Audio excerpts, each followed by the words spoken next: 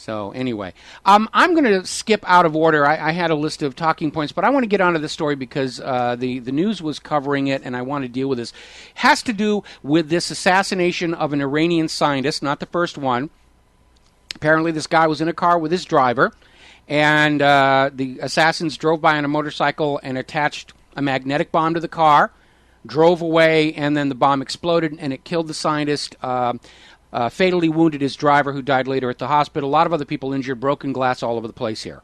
Israel is dropping hints left and right. They did it. Okay? Which is no surprise. Israel does that kind of thing. They have kill squads all over the planet. They think it's their divine right to go into other people's countries and kill anybody they don't like. So yesterday, Lieutenant General Benny Gantz, Israel's military chief of staff, was quoted as saying that Iran should expect more unnatural events in 2012. That's their way of saying, yeah, we're going to do it to you again, and is interpreted as alluding to previous acts of sabotage. Now, here's the problem. If Iran is not actually making a nuclear weapon, as Leon Panetta has admitted, then Israel's assassinations of Iran scientists amount to little more than cold-blooded murder for no other reason than to make the point that Israel engages in cold-blooded murder. In other words, they're behaving just like Nazis. Oh, that's right, I can't say Nazis anymore. They're behaving just like Israelis. Now, Israel is saying the point of all this is to convince Iran to surrender their rights under the Nuclear Non-Proliferation Treaty. Remember, under that treaty, which Iran has signed and the United States has signed, Iran is allowed to have nuclear power stations, medical isotopes, and industrial applications for nuclear technology. And it all has to be inspected by the IAEA, which it is. Come back to that in a little bit. But Israel doesn't want Iran to have their rights under the Nuclear Non-Proliferation Treaty, so they're going to go in and start killing scientists until Iran says, we quit. Now, the use of violence to force a political change is defined as an act of terror under the USA Patriot Act. So, under United States law, Israel is a state that sponsors terror. And the U.S. government is supporting a nation that sponsors terror with your money. Remember when the excuse for invading all these other countries, oh, they're a state supporter of terrorism. Well, Israel is supporting terrorism. They are using assassination and sabotage in Iran to force Iran's government to change their policy. That is defined as an act of terror under the USA Patriot Act. So, sauce for the goose, sauce for the gander. Now, it gets a little bit more interesting. When we heard about this assassination of the scientist, the first thing Claire said to me is, well, aren't they taking better care of their scientists? And it turns out they are. Their identities are a closely guarded state secret in Iran. And Iran has basically come out and said that the assassination of this scientist proves that the confidential information that Iran has to give to the IAEA as part of the terms of the Nuclear Non-Proliferation Treaty is being leaked to Iran's enemies. So now the IAEA is suspected of spying inside Iran on behalf of the United States and Israel. No surprise, they were doing it up in Iraq as well. And that led to the murder. So the blood is on the hands of the United Nations now. Going around the net, we can see all the megaphonies, all of Israel's hired public relations people. Remember, the government of Israel is paying Israeli students like $2,000 to sit at home and pound on their keyboards. They don't have to go out and get jobs like, at the 7-Eleven store or even the kiosks at the mall anymore. They can stay at home, work their own hours, and just go out there and just propagandize the net. And you're seeing them all over the place loading up the comment section of every media outlet with unfounded accusations against Iran. And, okay, we got to take a break for commercials. When we come back, I'm going to go into that in a little bit more detail about how bogus some of this propaganda really is. And aloha, America. Welcome back to the show here. We're talking about the propaganda campaign ramping up against Iran. On Monday, the New York Times as much as admitted the war is on. Israel says, go smash Iran. The United States government is saying, yes, massa, and the war is on. They're just looking for something they can tell you that will make you comfortable with more bloodshed, that you won't feel guilty for all these millions of people who are about to be killed in the name of private central banking and cheap oil and Israel. And the propaganda is out there. All of the paid propagandists are out there. And one of the claims they keep putting out there is, Iran could settle this doubt about their nuclear facilities if only they would allow foreign scientists in to take a look here. And again, this betrays the absolute total ignorance of the reality on the ground by Israel's propagandists, because that reactor, that power station, was built by Russians. And the IAEA is in there looking at it, watching it through TV cameras constantly, because that is a requirement of the Nuclear Non-Proliferation Treaty.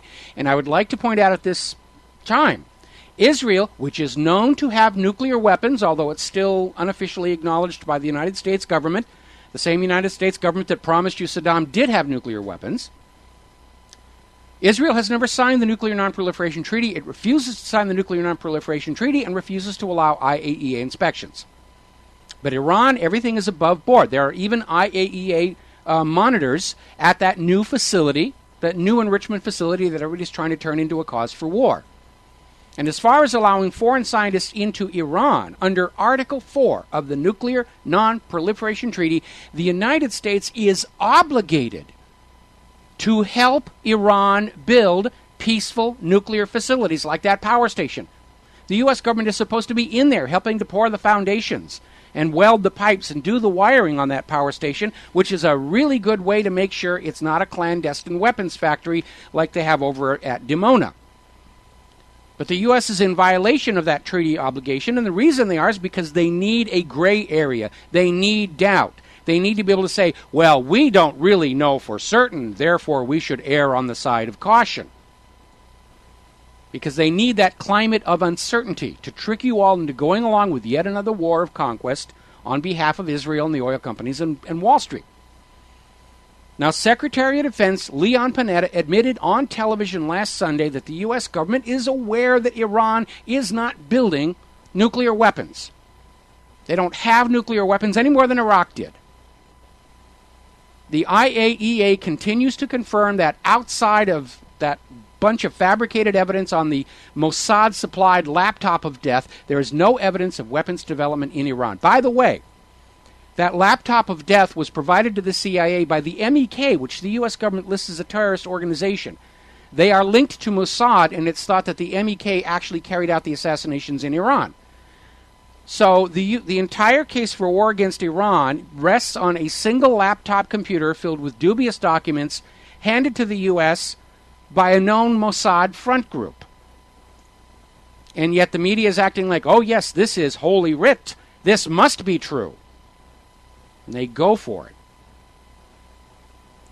Truth is the first casualty of war, Senator Hiram Johnson. All war is based on deception. Sun Tzu, The Art of War. Now, backing up here just a little bit, the USS Carl Vinson, another aircraft carrier, one of the Nimitz carriers, about 25, 30 years old, just had a refit, has now reached the Middle East. You don't put that much hardware online. You don't start building hospitals over there in Georgia. You don't have 10,000 troops in Israel just for the fun of it. They are going to launch this war against Iran. And you, if you are an American who believes in the principles of the Declaration of Independence and the Constitution, had better be prepared to be outraged. We are heading into World War III, despite our best efforts to call it off and head it off. We're heading into World War III, and we are on the bad side this time. We're the bad guys. Future history books are going to look back at the United States of America. They're going to look at the stars and bars with the same loathing that we all view the swastika. We have Gestapos reading our email, grabbing our crotches at the airport. I mean, even the Nazis didn't grab your crotches at the train stations. That's how overboard we've got. We've got concentration camps. We've got torture camps. They're investing trillions of dollars in these new wonder weapons. Something like 1/4 of the entire air assets of the U.S. military are now these robotic drones. And they've got the carriers over there. They deployed what is called that Arsenal ship, that converted SSBN. It's carrying 150 plus potentially nuclear-tipped cruise missiles.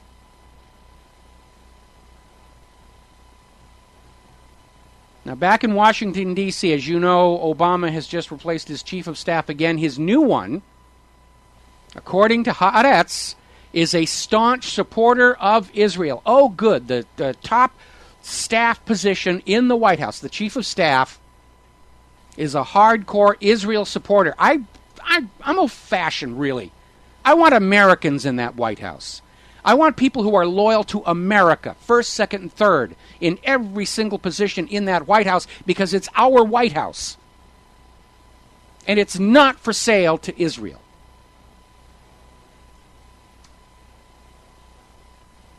Meanwhile, during the start of this military training exercise that Israel is conducting, they've managed to shell Lebanon. Oops, our bad. We're sorry. We didn't mean it. Apparently, Israeli warplanes dropped some unidentified object into southern Lebanon, right into the middle of one of those areas that they littered with cluster bomblets. So the Lebanese troops don't even dare go in to find out what Israel dropped in there. Whether it's a listening device, some kind of espionage device, maybe it's something that will, on cue, fire a shell or a rocket back into Israel to give Israel an excuse to go back into Lebanon and seize the Litani River. But during that last war, Israel dropped so many cluster bomblets along that southern area, there are places they still can't go in. And by the way, you paid for all of those. Once again, Netanyahu has broken his promise to the U.S. government, and he is going back in and starting more West Bank settlements. We're not surprised. Israel always breaks their promises, but that's what they're doing here. All righty, let's see. Let's leave that stuff till tomorrow.